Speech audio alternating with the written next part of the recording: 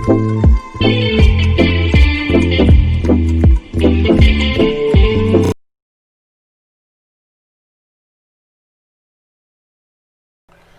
Guys, आप सबका स्वागत है हमारे YouTube चैनल जिसका नाम है एथिकल लर्नर्स पर। मेरा नाम है अभिषेक और आज हम हमारी series ICSE class 9th chemistry का second chapter chemical changes and reaction के 5th पार्ट और आखिरी पार्ट पर आ गए हैं। तो आई होप आप लोगों ने अब तक इस चैप्टर के पहले के चारों पार्ट्स देख लिए होंगे। अगर नहीं देखे हैं तो उन चारों पार्ट्स का लिंक गिवन है डिस्क्रिप्शन बॉक्स में एक प्लेलिस्ट के फॉर्म में, तो आप वहां जाकर उन चारों पार्ट्स को देख सकते हैं। तो उन चारों पार्ट्स में मैंने बेसिकली इस चैप्टर का मेजर पोर्शन खत्म कर दिया है। तो चलिए आज हम देखते हैं कि हमें कौन कौन से टॉपिक्स कवर करने हैं इस पार्ट में। पहला टॉपिक है हमारा कैरेक्टरिस्टिक्स ऑफ केमिकल रिएक्शंस। अब हम लोगों ने पहले के चारों पार्ट्स में देखा कि केमिकल रिएक्शन क्या होती है, केमिकल चेंज क्या होते हैं, केमिकल बॉन्ड क्या होते हैं। फिर उसके बाद हम लोगों ने देखा कि कौन कौन सी कंडीशंस फुलफिल होनी चाहिए किसी भी केमिकल रिएक्शन को कराने के लिए। और उसके बाद हम लोग आए हमारे इस चैप्टर के सबसे इंपॉर्टेंट पार्ट यानी कि केमिकल रिएक्शन के टाइप्स पर। हम लोगों ने चारों तरीके की केमिकल रिएक्शंस पढ़ी, कॉम्बिनेशन, डिस्प्लेसमेंट, डिकम्पोजिशन और डबल डिकम्पोजिशन रिएक्शंस। तो आज हम देखते हैं कि इन रिएक्शन से हमको कौन कौन सी चीजें पता चलती हैं और किसी रिएक्शन में हमें अगर कुछ सिग्निफाई चीज करनी हो, हमें कोई चीज दिखानी हो तो उसे हम कैसे दिखाएंगे। जैसे कि पहला एवोल्यूशन ऑफ गैस। अब हमको जैसे हम इसमें अभी देखेंगे कि अगर किसी रिएक्शन में गैस इवॉल्व होती है तो उसको हम किसी भी केमिकल रिएक्शन की मदद से कैसे रिप्रेजेंट करते हैं। दूसरा चेंज ऑफ कलर, तीसरा फॉर्मेशन ऑफ प्रेसिपिटेट और चौथा चेंज ऑफ स्टेट। तो हम ये सब चीजें देखेंगे। उसके बाद हम लोग आएंगे एक सबसे आसान और बेस्ट ट्रिक पर, जिस ट्रिक से आप दुनिया की किसी भी केमिकल रिएक्शन को देखकर ये बता सकते हैं कि ये रिएक्शन डिस्प्लेसमेंट रिएक्शन है या कॉम्बिनेशन रिएक्शन है या डिकम्पोजिशन रिएक्शन है या फिर डबल डिकम्पोजिशन रिएक्शन है। तो चलिए हम लोग बिना कोई टाइम वेस्ट किए हमारा लेक्चर शुरू करते हैं। आप पेन और कॉपी निकालकर नोट्स बनाइए। पहला है कैरेक्टरिस्टिक्स ऑफ केमिकल रिएक्शंस। चलिए देखते हैं पहली कैरेक्टरिस्टिक हमारी evolution of gas. Evolution of gas, जैसे कि मैंने बताया कि किन्हीं किन्हीं रिएक्शंस में गैस इवॉल्व हो जाती है, हमको जो प्रोडक्ट मिलता है उसमें गैस इवॉल्व होती है। तो वो कैसे होती है चलिए हम लोग समझते हैं एक एग्जांपल के साथ। Zn plus H2SO4 dilute gives ZnSO4 plus H2। जब हमारे जिंक की रिएक्शन होती है H2SO4 जिसको हम लोग सल्फ्यूरिक एसिड कहते हैं, आप लोग नाम नोट कर सकते हैं, आपको नहीं पता तो sulphuric acid, dilute sulphuric acid होना चाहिए। जब इन दोनों की रिएक्शन होती है तो इस रिएक्शन का मैकेनिज्म हम लोग देख चुके हैं। डिस्प्लेसमेंट में क्या होगा, क्योंकि जिंक जो है हमारा वो हाइड्रोजन से रिएक्टिविटी सीरीज में ऊपर है। अब रिएक्टिविटी सीरीज में बता चुका हूं तो आपको शायद पता होगी।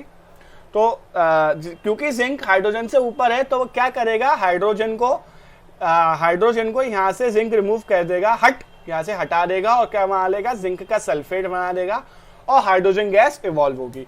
अब ये जो एरो दिख रहा है ना, ये ही एरो रिप्रेजेंटेशन है कि हमारी इस रिएक्शन में गैस इवॉल्व हुई है। अगर आप लोगों की रिएक्शन में गैस इवॉल्व हुई है और आप लोगों ने अगर ये सिंबल, ये जो है सिंबल, ये नहीं बताया तो एग्जाम्स में आपके अगर मान लीजिए रिएक्शन 2 नंबर की है तो आधा या 1 नंबर काटा जा सकता है। तो उन नंबर्स को नहीं काटने के लिए क्या चीजें करी जाए वो आज हम इस बेसिकली इस लेक्चर में देखने वाले हैं। तो ये छोटी छोटी बातें भले ही होती है लेकिन ये याद रखने लायक चीजें हैं कि कोई गैस इवॉल्व होगी तो उसके साथ ये एरो जरूर बनाए। एक और एग्जांपल देखते हैं। CaCO3 plus HCl gives CaCl2 plus H2O plus CO2। जब हमारे कैल्शियम कार्बोनेट की रिएक्शन होती है HCl के साथ, एक्वस HCl के साथ, तो क्या होता है, यहाँ पर डबल डिकम्पोजिशन रिएक्शन होती है। क्या होगा, CaCl2 बनेगा एक्वस, ठीक है, क्या हुआ, कैल्शियम इसका क्लोरीन ले गया। अब ये H2CO3 कार्बोनिक एसिड भी बन सकता था, लेकिन कार्बोनिक एसिड बनने के सिवाय ये क्या बना, H2O plus CO2, यहां से CO2 गैस इवॉल्व हुई, तो इसलिए CO2 के आगे एरो बना है। जो भी कंपाउंड गैस के फॉर्म में इवॉल्व होगा वो कंपाउंड का नाम लिखना है, फिर उसके ऊपर उसके बराबर में ऊपर की तरफ साइन वाला एरो दिखा देना है, ठीक है। अच्छा, एक नोट वाली बात, the formation of gas bubbles in a liquid during a reaction is called effervescence. अब ये हमने जो रिएक्शंस दोनों देखी, इन दोनों में आप देख सकते हैं कि एक हमारा जो H2SO4 डाइल्यूट है और HCl एक्वस है, यानी दोनों ही सॉल्यूशंस हैं, दोनों ही लिक्विड्स हैं। तो जब हमारे लिक्विड के अंदर गैस बबल का फॉर्मेशन होता है तो इस फिनोमिनन को हम लोग कहते हैं एफरवेसेंस। आप लोगों ने शायद ये फोटोग्राफ देखी हो, अगर नहीं देखी है आप लोगों ने देखी होगी। इसको देखने के लिए बहुत सिंपल सी चीज़ है, आप कोल्ड ड्रिंक की बोतल ले सकते हैं या सोडा की बोतल ले सकते हैं, उसको आप लोग शेक कर दीजिए, रख दीजिए, शेक कीजिए और उसको रख दीजिए। आप लोग देखेंगे कि गैस के बबल्स बाहर आने की कोशिश करेंगे या फिर अगर वो नहीं होगा तो गैस के बबल्स लिक्विड के अंदर बन जाएंगे। इसी फिनोमिनन को हम लोग कहते हैं एफरवेसेंस। ठीक है, तो चलिए हम लोग आगे बढ़ते हैं, सेकंड कैरेक्टरिस्टिक्स देखते हैं। Change of colour. अब होता क्या है, किन्हीं किन्हीं रिएक्शंस में कंपाउंड के कलर भी चेंज हो जाते हैं। For example Fe plus CuSO4 aqueous gives FeSO4 plus Cu। अब इसमें क्या हुआ, क्योंकि आयरन कॉपर से ऊपर होता है रिएक्टिविटी सीरीज में। रिएक्टिविटी सीरीज याद है ना? अगर नहीं याद है तो आप लोग उसे प्लीज याद कीजिए। क्यों? तो वो क्या सीरीज थी? पहले था potassium, sodium, calcium, magnesium, aluminium, zinc, iron, lead, copper, hydrogen, silver, mercury, gold, platinum, ये थी। अब क्योंकि हम लोगों ने ये देखा कि जो आयरन है वो कॉपर से ऊपर है, तो आयरन कॉपर को उसके सॉल्ट सॉल्यूशन से डिस्प्लेस करके क्या बना लेगा, FeSO4 प्लस Cu। ध्यान रखने वाली बात यहाँ पर ये है कि जो कॉपर सल्फेट था वो पहले ब्लू कलर का सॉल्यूशन था, उसकी रिएक्शन आयरन से हुई तो हमको ग्रीन कलर का सॉल्यूशन मिला और ब्राउन कलर का कॉपर हमको मिला। एक और reaction Cu plus H2SO4 aqueous gives CuSO4 plus H2O plus SO2। अब क्योंकि कॉपर हाइड्रोजन से ऊपर है तो वो क्या करेगा, यहाँ से हाइड्रोजन को रिमूव करके खुद लग के बना लेगा कॉपर सल्फेट का सॉल्यूशन, प्लस बन जाएगा वाटर, प्लस बन जाएगा SO2 गैस। यहाँ पर देखने वाली बात यह है कि जो कॉपर जो था वो ब्राउन कलर का था, जो कि बाद में कन्वर्ट हो गया ब्लू कलर में। अब आते हैं हम लोग थर्ड कैरेक्टरिस्टिक पर, जो कि है फॉर्मेशन ऑफ प्रेसिपिटेट। हम लोगों ने प्रेसिपिटेट का फॉर्मेशन देख चुके हैं, अगर नहीं आपको पता है तो ये आपके सामने डेफिनेशन आ गई कि certain chemical reactions are characterized by the formation of insoluble solid substances called precipitate. अब कुछ ऐसी केमिकल रिएक्शंस भी होती हैं जिनमें इनसॉल्युबल सॉलिड सब्सटेंस बनकर नीचे बैठ जाता है, उसे हम लोग कहते हैं प्रेसिपिटेट। हम लोगों ने प्रेसिपिटेशन रिएक्शन देखी थी डबल डिकम्पोजिशन के टाइप्स में, दो टाइप्स थे, क्या क्या थे, न्यूट्रलाइजेशन रिएक्शन और प्रेसिपिटेशन रिएक्शन। तो मैंने वहां डिटेल में समझाया प्रेसिपिटेट क्या होता है, नहीं पता तो आप देख लिया, ठीक है। For example AgNO3 plus NaCl के AgCl प्लस NaNO3, यहाँ पर सिल्वर नाइट्रेट की रिएक्शन हुई सोडियम क्लोराइड के साथ, क्या बना, सिल्वर का क्लोराइड प्लस NaNO3। यहाँ पर सिंपल डबल डिकम्पोजिशन रिएक्शन हुई है, ठीक है। ध्यान रखने वाली बात यहाँ पर ये है कि जो ये प्रेसिपिटेट बना वो है AgCl, जिसका कलर व्हाइट कलर का है, जो कि व्हाइट कलर का प्रेसिपिटेट है।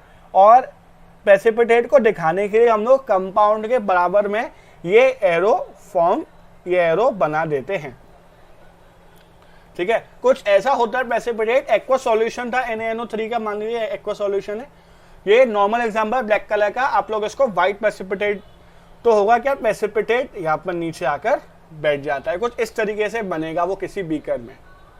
तो चलिए हम लोग आगे बढ़ते हैं। एक और रिएक्शन है FeSO4 plus NaOH gives FeOH whole twice plus Na2SO4। यहाँ पर फेरस सल्फेट की रिएक्शन होती है सोडियम हाइड्रोक्साइड के साथ, तो हम लोगों को क्या मिलता है, ferrous hydroxide plus sodium sulphate. यहाँ पर फेरस हाइड्रोक्साइड जो है वो एक डर्टी ग्रीन कलर का प्रेसिपिटेट है। अच्छा, चौथी कैरेक्टरिस्टिक आती है स्टेट का चेंज हो जाना। वो कैसे होता है, for example NH3 plus HCl gives NH4Cl plus S और C plus 2S gives CS2। जब हमारे अमोनिया गैस फॉर्म में है, उसकी रिएक्शन हुई गैस फॉर्म के HCl के साथ, तो ये हुई रिवर्सिबल रिएक्शन। ये क्या होती है मैं पहले बता चुका हूं। इससे हमको क्या मिला, सॉलिड अमोनियम क्लोराइड मिला, गैस की रिएक्शन होकर सॉलिड मिला। दूसरा क्या है, जब सॉलिड कॉपर की रिएक्शन, सॉलिड कार्बन की रिएक्शन हुई सॉलिड सल्फर के साथ, हमको क्या मिला, लिक्विड कार्बन डाइसल्फाइड हमको मिली। तो ये कुछ चीजें थी जो इंपॉर्टेंट होती हैं आपको ये बताने के लिए कि हमको केमिकल रिएक्शन से क्या क्या चीजें मिलती हैं, कैसे कैसे हमको रिएक्शन में क्या क्या दिखाना होता है। तो चलिए हम लोग आगे बढ़ते हैं। अब आती ट्रिक की बारी। Mention the type of following chemical reactions. चलिए इसको हम लोग एग्जाम्पल से सारी ट्रिक्स को समझेंगे। सबसे पहले रिएक्शन है हमारी ये Cl2 plus 2 KBr gives 2 KCl plus Br2। अब इसको याद करने की बहुत सिंपल सी ट्रिक है। मैंने 2 रिएक्टिविटी सीरीज याद कराई थी, एक मेटल की कराई थी और एक नॉन मेटल की भी दी थी मैंने, आपको याद हो तो फ्लोरीन, क्लोरीन, ब्रोमीन, आयोडीन। मैंने बोला था इनको याद कर लीजिएगा, ठीक है। आप यहाँ पर देख सकते हैं हमारे पास एक इकलौता एलिमेंट है, इकलौता एलिमेंट यानी कि हमारे पास सिर्फ क्लोरीन है। उसकी रिएक्शन हुई है KBr से, हमको मिला क्या, KCl मिल गया और ब्रोमीन मिल गई। यानी कि हुआ क्या, K ने ब्रोमीन से बॉन्ड तोड़कर KCl के साथ Cl के साथ बना लिया और क्या फॉर्म कर लिया, KCl, और ब्रोमीन गैस अलग हो गई। यानी एक था, यानी A plus BC gives AC plus B, या कुछ भी कह सकते हैं हम लोग, AB प्लस C भी कह सकते हैं। तो ये क्या हुआ, आपको याद आया, ये थी हमारी डिस्प्लेसमेंट रिएक्शन। इसलिए मैंने बोला था आपको कि आप वो ए बी वाले फिनोमेनन याद कर लीजिएगा। कॉम्बिनेशन यानी कि A plus B gives AB, displacement यानी कि A plus B C gives AB या प्लस C या फिर AC प्लस B, जो भी होगा। तीसरा है डिकम्पोजिशन, क्या था, AB gives A plus B, और चौथा डबल डिकम्पोजिशन जो था AB plus CD gives AC plus BD। तो यहां पर हो रहा है A प्लस बी सी, उससे हमको क्या मिला, AC प्लस B, यानी कि कौन सी रिएक्शन हुई है, ये हुई डिस्प्लेसमेंट रिएक्शन, ठीक है। अब सेकंड NaOH प्लस HCl यानी AB प्लस CD, हमको क्या मिला, NaCl प्लस H2O, यानी कि आइंस में तोड़, सबसे सिंपल है, इन सबको आइंस में तोड़ दो। पहला वाला कैटाइन, दूसरा वाला एनाइन, यानी इनसे क्या बन गया, Na पॉजिटिव A हो गया, OH नेगेटिव B हो गया, H पॉजिटिव C हो गया, Cl नेगेटिव D हो गया। अब क्या हो रहा है, NaCl यानी A और D की रिएक्शन, A और D मिल गए, प्लस B और C, ये कौन सी रिएक्शन हुई, अभी बताया था, डबल डिकम्पोजिशन रिएक्शन हुई। AB plus CD gives AC plus BD, ठीक है। दोनों ने अपना अपना इंटरचेंज कर लिया। बेस्ट है सारी रिएक्शंस में आयन में तोड़ दीजिए और देखिए कि हमको फिर प्रोडक्ट क्या मिला।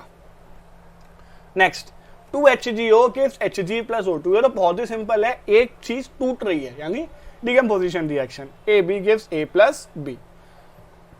फोर्थ अब आती है नेक्स्ट जो कि है fourth, Fe plus CuSO4 gives FeSO4 plus Cu।